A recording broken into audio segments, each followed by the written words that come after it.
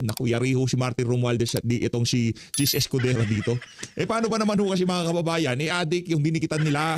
Wala naman ho sa tamang katinuan niya si Marcos Jr. Diba talaga, laglagan dus ho talaga mangyayari dito. Base ho kasi sa pinaka-latest na balita, PNP naka-full alert sa posibleng pag-alis ni na Romualdez at Escudero. Palakpakan. Ang tawag ho dyan, napagtripan ng adik. Diba? Nung pag-umpisa ng administrasyon na to, ang saya-saya ho nila. Yung para bang wala ng bukas, yung tipong parang di na matatapos ang mga termino nila. Ngayon nung nagkabistuhan na, nagkabukuhan na, sila-sila na nagtuturuan. Ngayon ang magiging scapegoat ng administrasyon, ang dating speaker at itong dating Senate President.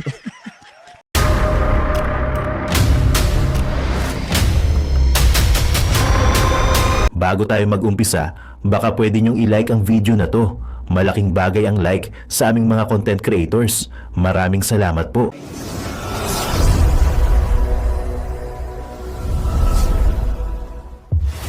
Kasi dito sa post ng News 5, PNP naka-full alert versus Romualdez Escudero. Naka-full alert ang Philippine National Police, PNP, para i-monitor ang posibleng paglabas ng bansa ni na dating Speaker Martin Romualdez at Chis Escudero.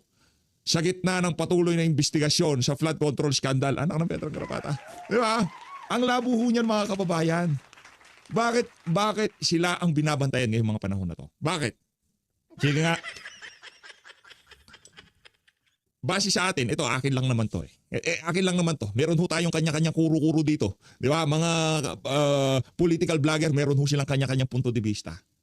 Ang atin dito mga kababayan, ramdam na ho ng Malacanang yung public clamor na mapahanggang sa ngayon ang sambayan ng Pilipino hinahanap na ang katotohanan at kung sino nga ba yung mga dapat managot dito sa napakalaking skandalo na to. Hindi na ho kinakaya ng Malacanang at sa tingin ho natin meron hong mangyayari sa ating bansa na malaki na kung saan ngayon palang inaareglo na ni Marcos Jr. itong issue na to at ipapakita niya na merong makukulong, mananagot. Kahit na sino pa yan, basta wag lang ho siya. Diba? Yan ho yan Yan ho ang ating nakikita dyan mga kababayan. Si Amena Pangandaman, si Lucas Bersamin, medyo malayo-layo ho sila dito sa isa na to Kasi pagka itong si Marcos Jr., isinama niya ho yung dalawa na yon dito sa mga ginigipit nila ngayong mga panahon na to. Pagka umabot na kay Amena, umabot na kay Lucas Bersamin, medyo lumalapit na yan sa Malacanang. Kaya hanggat maaari, gusto ho nilang tapusin ang usapan na to dito kay Martin Romualdez at dito kay Chis Escudero. Na kung saan, hindi naman ho pwedeng sa kanila lang matatapos ang usapan na yan. Anong sabi ni Martin Romualdez dun sa kanyang pinakahuling statement? Wag niyo akong pilitin. Marami akong nalalaman sa nagdaang administrasyon. Marami din ako nalalaman sa kasalukuyang administrasyon. Yun ho malinaw na pagbabanta na kung sakaling siya ay magipit, anak ng Petrang Garapata, ilalabas niya ho lahat ng kanyang nalalaman. Nagsiro na naman. Pambihira, kala ko nagsiro na naman. Ibang klase talaga to counter natin na to. Hindi maaasahan. Nakaka-distract Diba? Saan na ba tayo? Diba? Na kung saan kanya hong ibubulgar ang kanyang nalalaman. Kaya itong itong pagkilatis ng administrasyon na to, ang pag-areglo nila dito sa issue na to. Ito pagka hindi ho nila na-execute ng maayos, itong ginagawa nila na to kay Martin Romualdez at dito kay Chis Escudero, babalik ho sa kanila ito. Kasi pagka halimbawa talagang ginipit nila itong si Martin Romualdez, talagang pinakita nila talagang may may pakana ang legislative, power of the purse, di ba? Ibinigay namin ganito ang National Expenditure Program. Pinag-usapan nila diyan sa committee level, dinala sa plenaryo, dinala diyan sa BICAM, binalik sa plenaryo. Tapos pinirmahan ng presidente, anak ng Petrang. Ayos!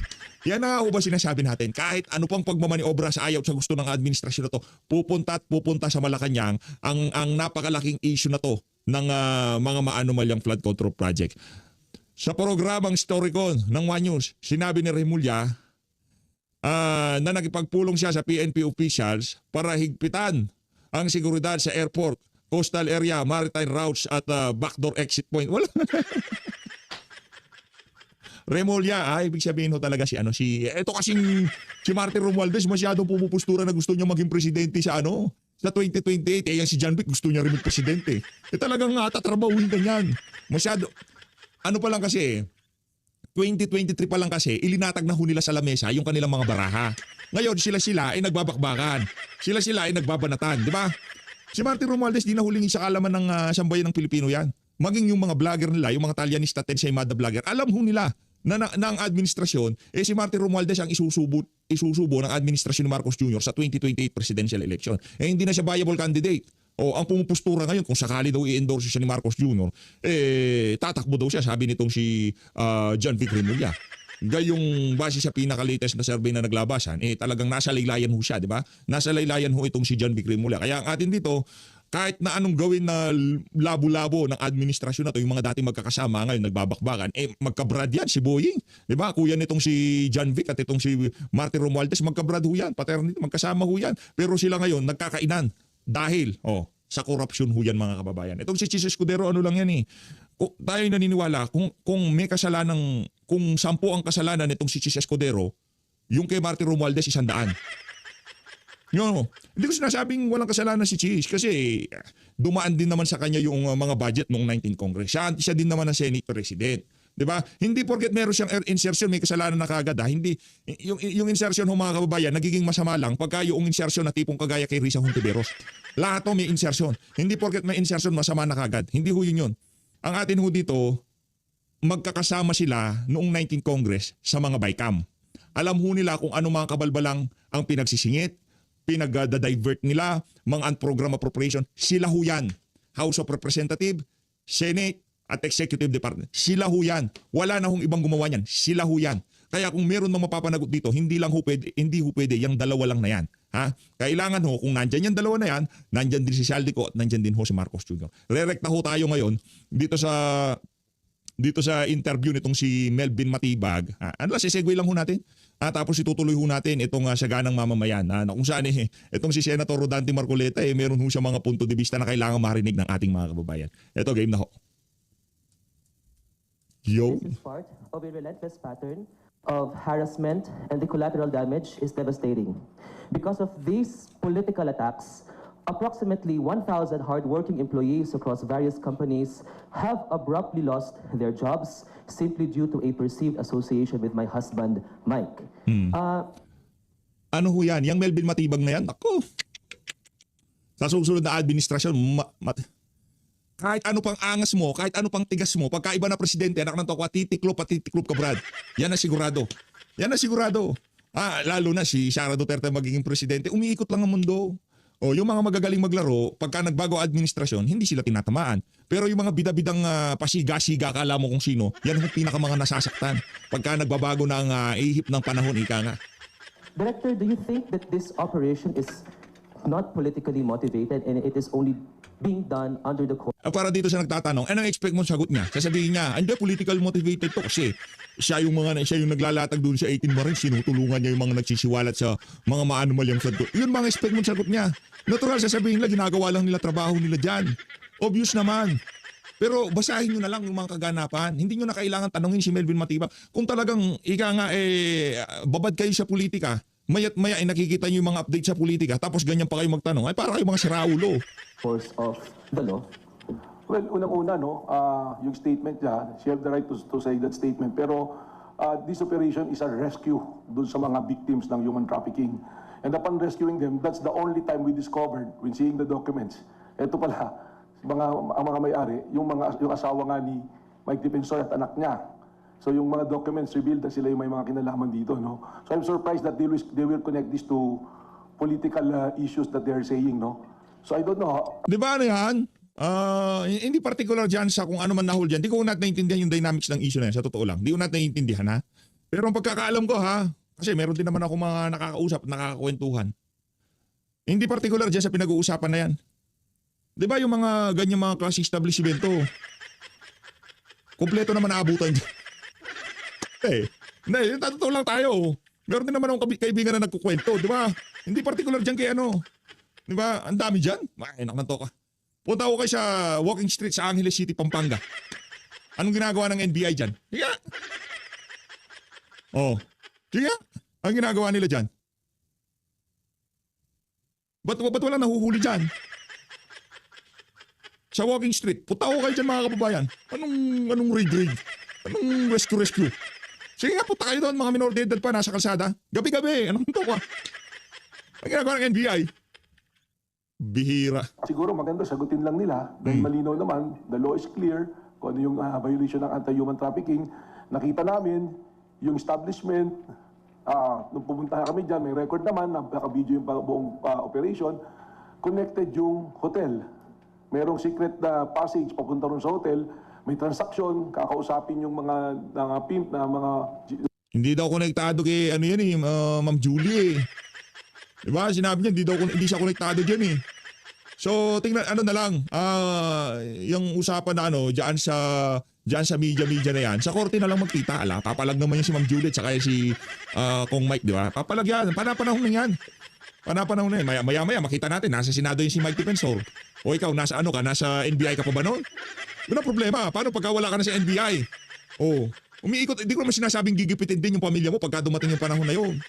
Hindi, umiikot lang ang mundo. Ngayon, lumaban lang ng parehas.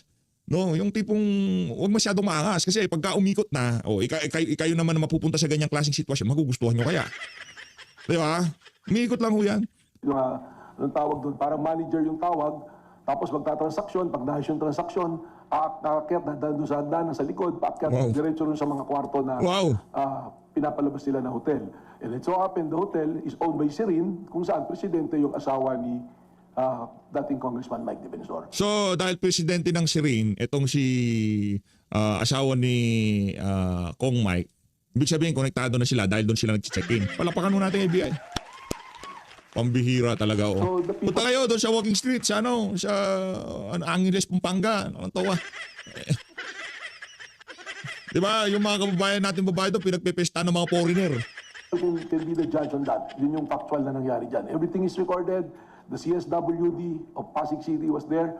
Sabi ko nga, strong coordination with the local government of Pasig. I don't think naman that the local government of Pasig, especially yung pinakang namumuno rito, will allow any political persecution na gagawin. And ang NBI po, we are professional people here. I admire the men and women.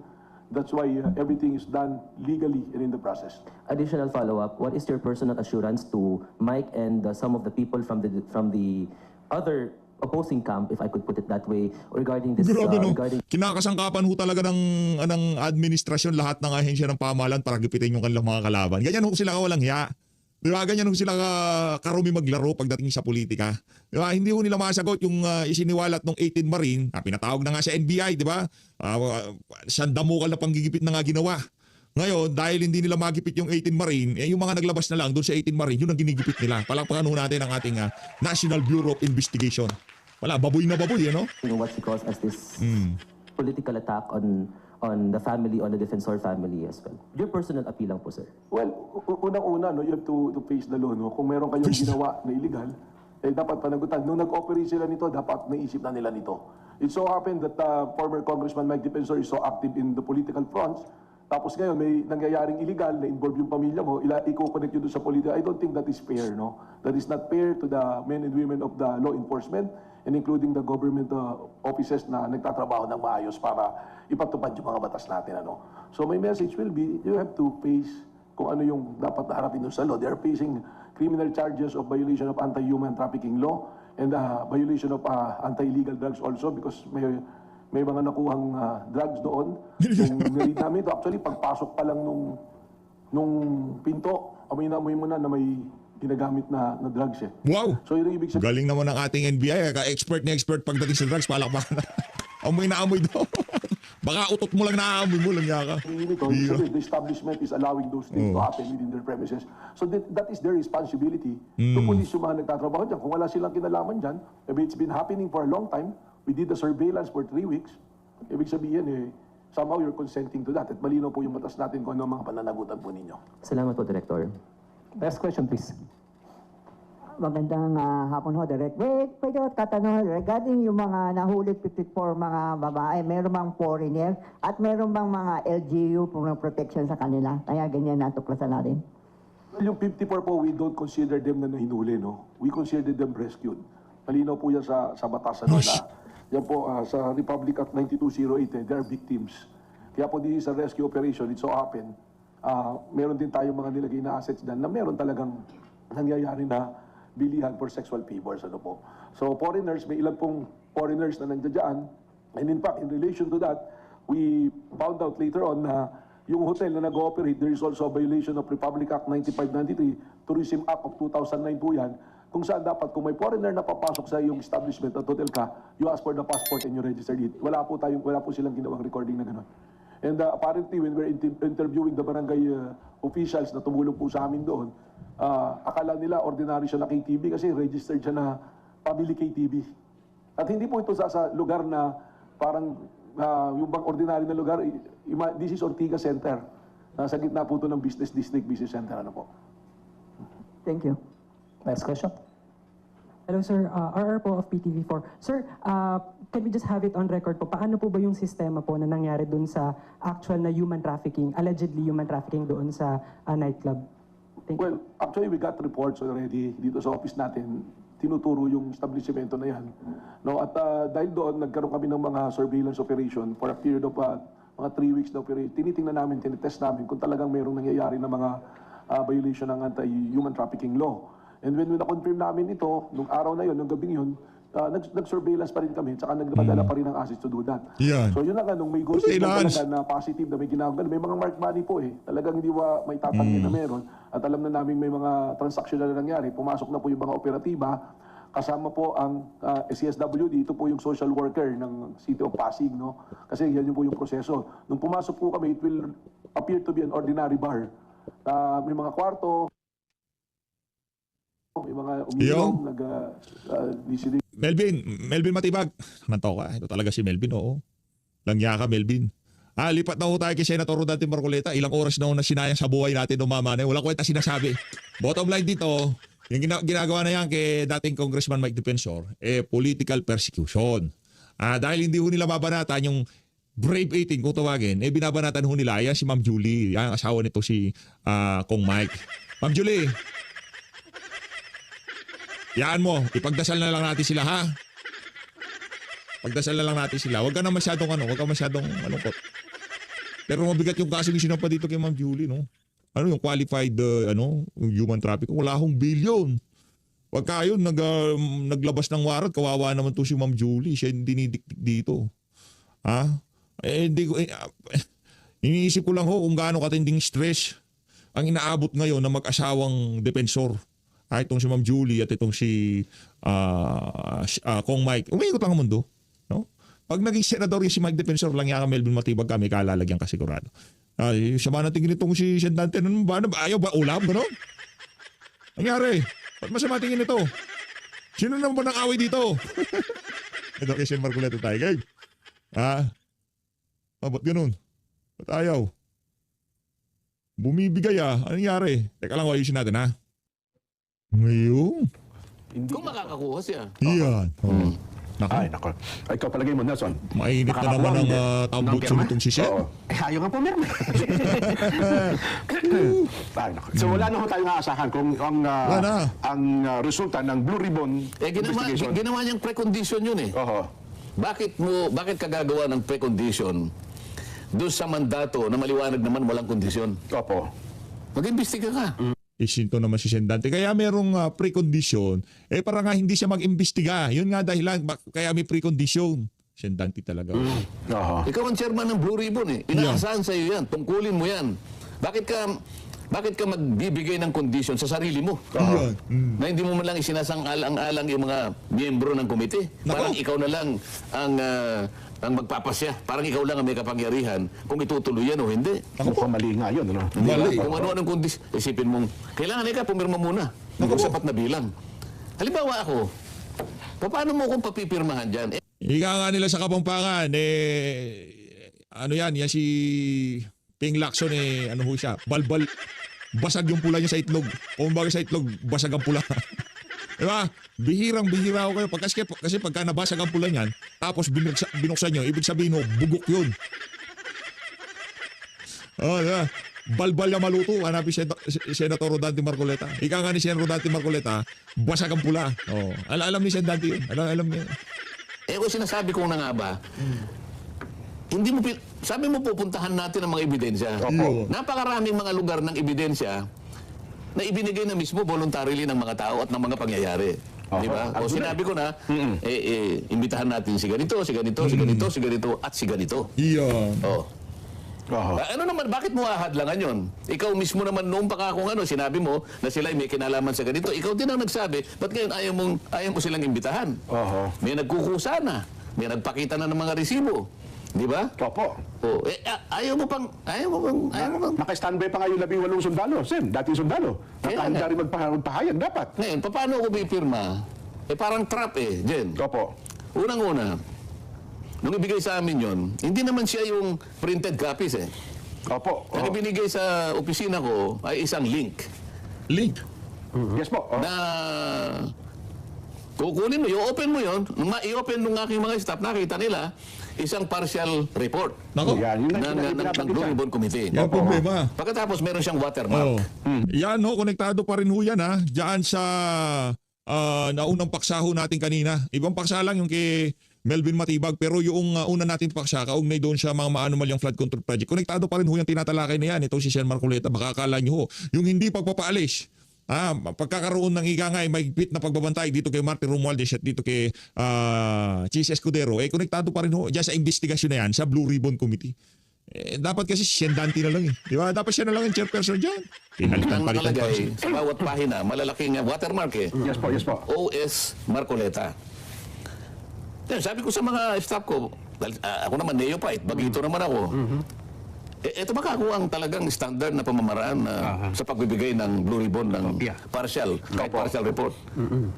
Sila naman nagsipaglingkod sa maraming mga datihan na doon, dating opo. senador. Opo. May hindi ko na babanggitan ng mga pangalan ng mga senador, pero Opo. karamihan sa kanila nanggaling sa mga senador. Oho. Ay hindi po kaganyan. Paano ka ako ito? Saka ako, bakit ka ako walang pirma? Oho. Kanino galing ito? Sabi niya, Nako. dalawang bagay po yan. Oh. Sa opisina ni ganito, at saka sa opisina ni ganito. Teka muna, matutukoy ba natin? Hindi po. Pero maaari po talagang dito galing. Opo. Parang hindi Blue Ribbon. Opo. Ay, hindi ba Blue Ribbon ito? Bakit dito? Ang indication po dito galing Oho. Hindi Blue Ribbon. Hindi po. Paano ka akong gagawin? Pero basahin natin. Oho. Binasa rin namin. O ano ka akong Ano ka akong nilalaman? Sir, malayo po doon sa ginawa ninyong minority report.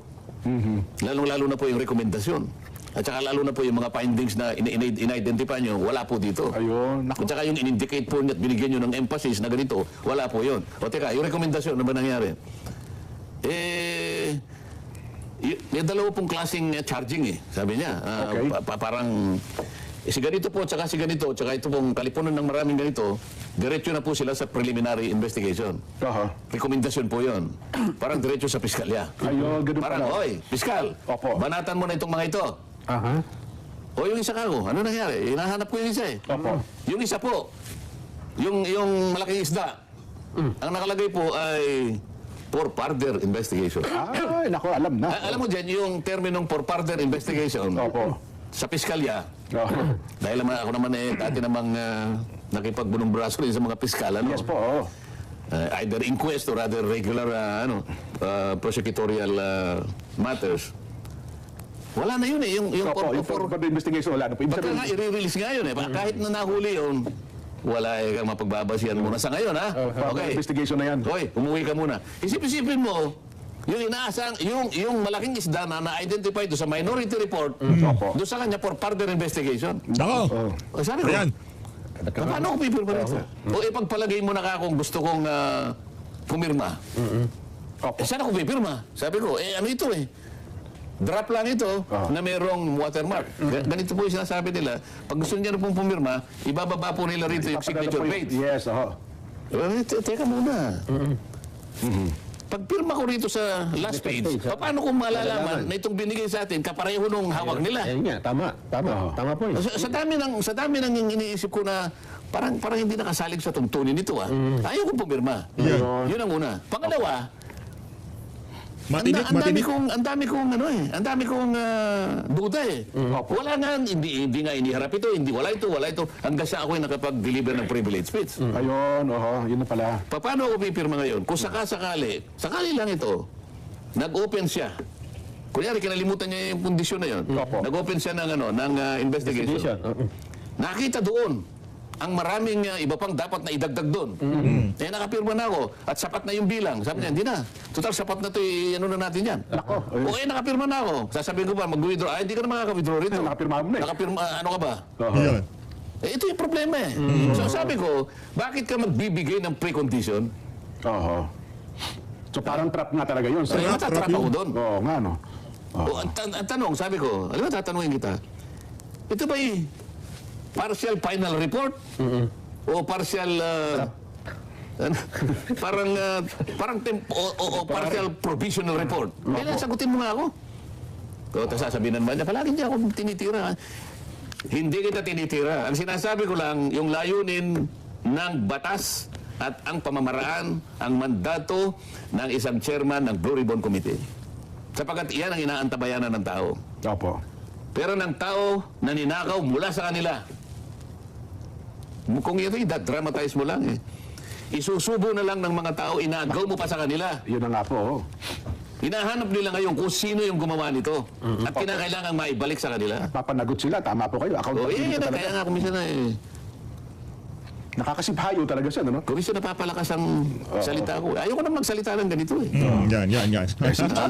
Pagkatapos eh, Dapat talaga sa edad na yun ni Sen Dante, hindi na nagiinit ng ganyan yung kanyang ulo. Pero ang problema kasi ito, kasi kasalanan nung ni Ping Lacson yan. Kung meron mong mangyari kay Senator Dante Marcoleta, tatakihin sa puso. Wag naman sana, knock on wood. Ano bang?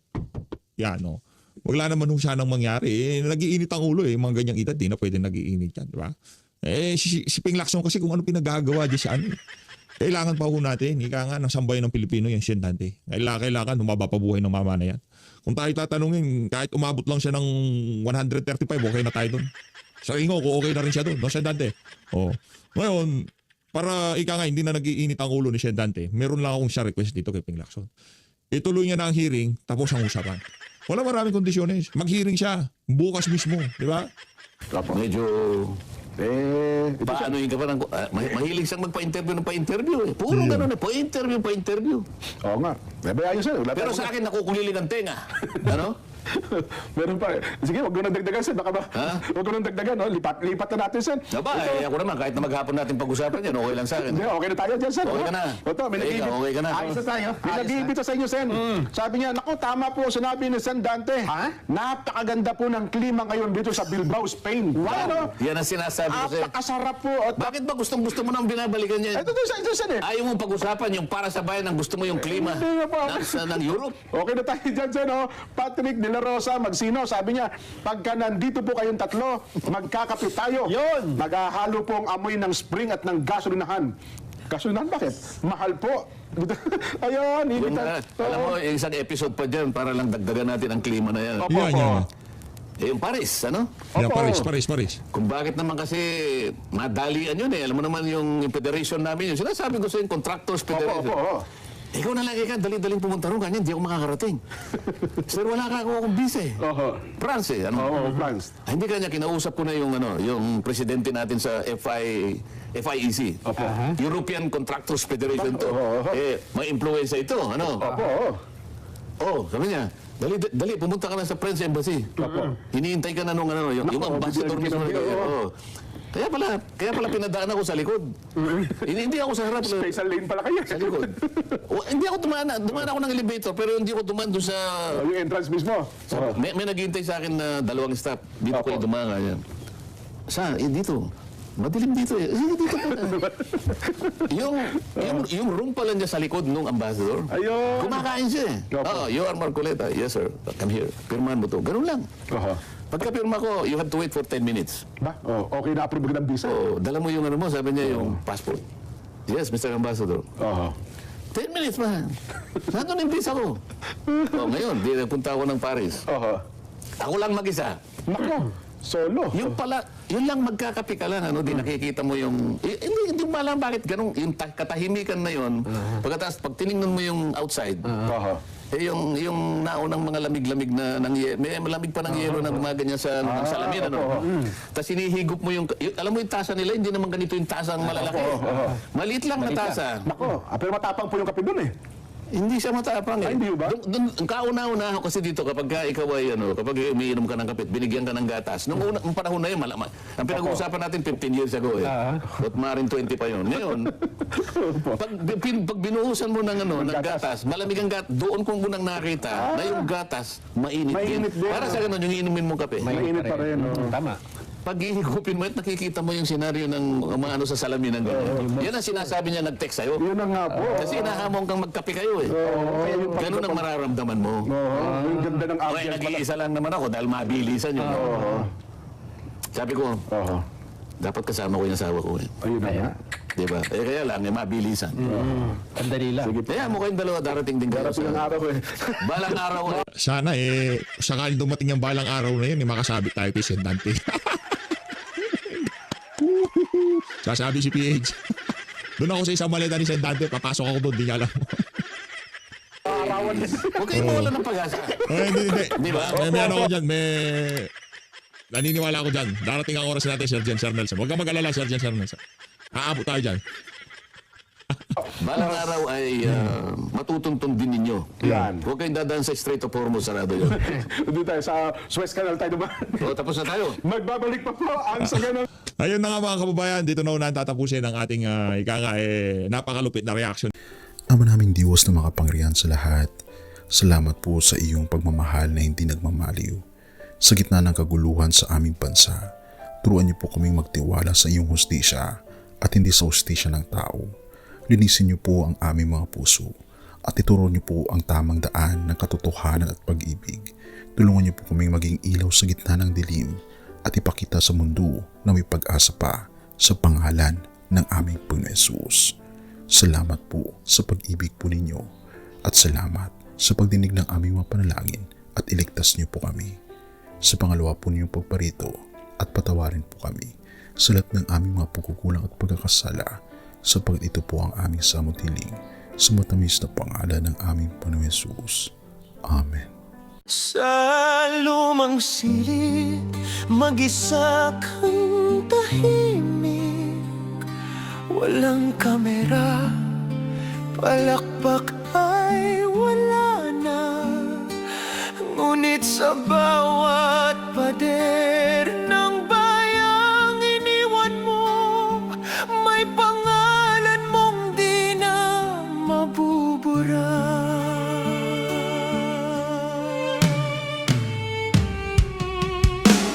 Minsan kang naging balikat ng mahihina, kalaban ng takot, kakampi ng asa.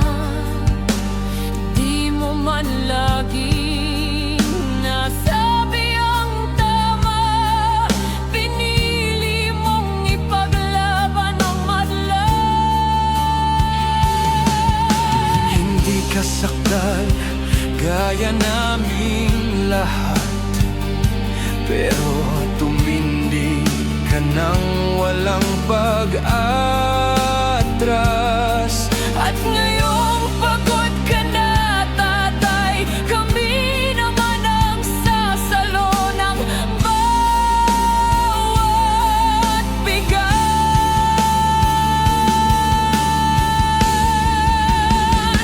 Hanggang sa dulo, ikaw ay mahal. Kahit papagod na ang iyong katawan, tatay, salamat sa iyong paglaban. Ngayon, kami naman hanggang sa dulo. Di ka namin iiwan. Ang kwento mo'y dala ng bayan.